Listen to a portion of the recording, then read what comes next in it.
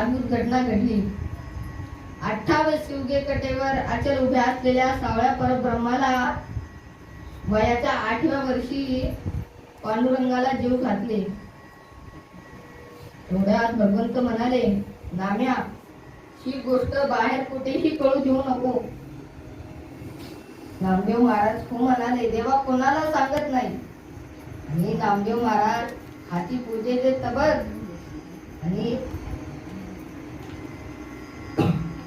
हाती पूजेचे तबक नाम चिंतन करीत नामदेवाची स्वारी घरी परत आली आणि आईला हाक मारली. आई.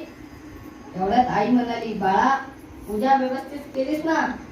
आता तेच नैवेद्याचे ताट घेऊन जेवायला बैस. आई, मी तर देवाला जेव घातलं. आई, हे बघ आई, रिकामे ताट. आईने हे रिकामे ताट पाहिले आणि वृद्ध झाली माता, वृद्ध झाली माता, पाहून या रिक्त पात्र त्या हाती, कोंडून या ठेवियले उपवासी अन्मनी पितृभीती. आई, मी तर देवाला नैवेद्य जेव घातला.